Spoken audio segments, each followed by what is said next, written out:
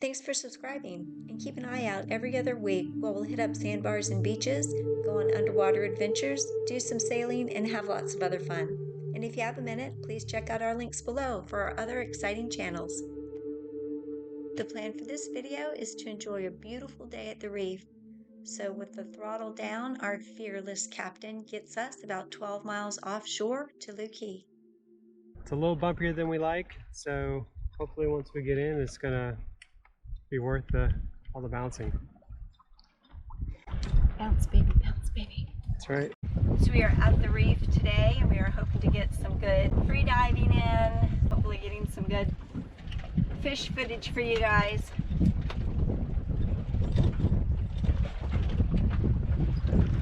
at my new ankle bracelet. Oh yeah. Nice. Well, the water looks fantastic. Look at that. Yeah, if the wind would just die down a bit. The camera's able to see through the chop a little better. And we have a lot of moon jellyfish you can see down there. Might be able to make it out. We could do without that too. There's a lot of them out. That's unfortunate. A couple weeks ago, I snorkeled too long, screwed out my feet pretty badly. The captain put some liquid bandage, which he wears a lot, on, but they're still really messed up. So I'm going to put on long socks, which bear the moniker of the best collegiate team. And my granddaddy played for them. Go Tigers. Because the top of my feet, if you see, it's all messed up. That's the liquid bandage on it now, but like that one, there's a real hole in the top of my foot, and it's been a couple weeks now, and they're still in bad shape. So hopefully these socks will really help me out. I think they will. All right.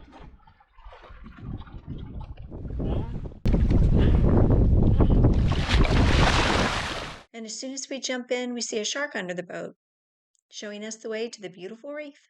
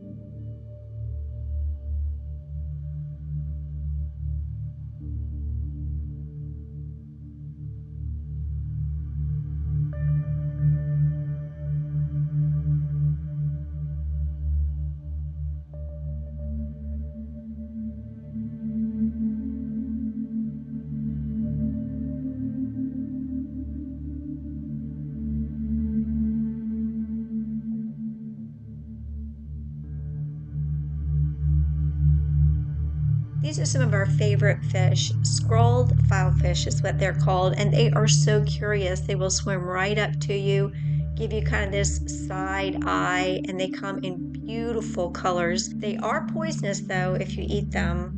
I mean, why would you want to eat something that's beautiful? But because they eat algae and coral, it's actually poisonous for us and can cause headaches and a bunch of other symptoms, including hallucinations. You got your new suit on, your snorkeling in Europe suit, right? Yeah, they snorkel in Europe. Yeah. Think it looks good? Thank you. There's sun protection. Yeah, it keeps your back from burning, right? Yep.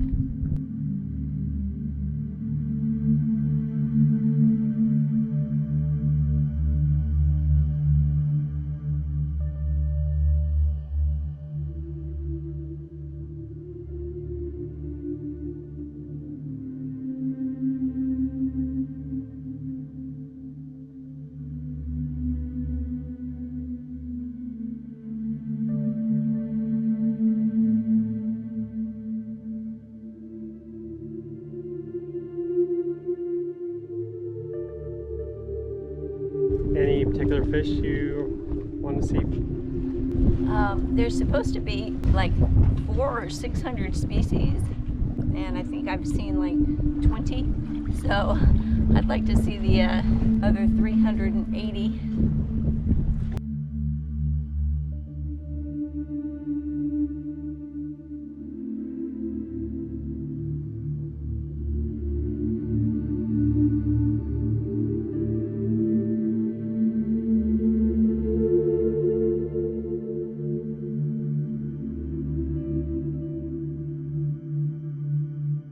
So finally it was time to swim back to the boat, which was more difficult for me because I had to lose my fins. My socks were doing a good job, but after a while, my fins were just pressing too much into the top of my feet, causing me more pain. So it was quite a long swim to get back. I did stay in the water though, because just around the mooring balls, and you'll find this on all of the reefs, there will be fish just beneath your boat, and you can see a lot of stuff just feet away from where you're anchored.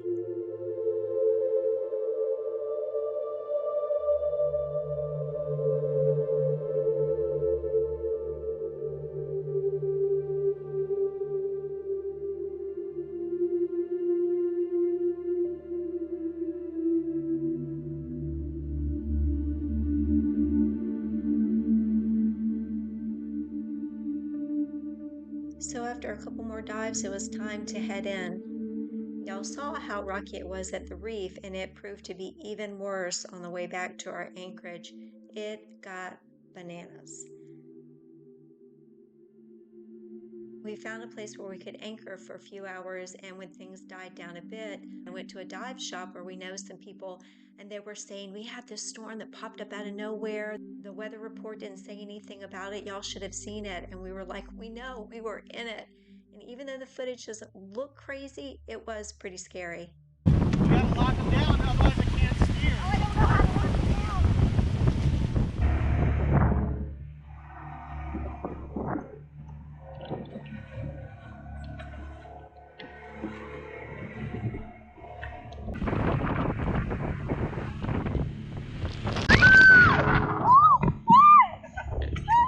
So we found a spot to pull over, and you can see how much we're swinging on anchor.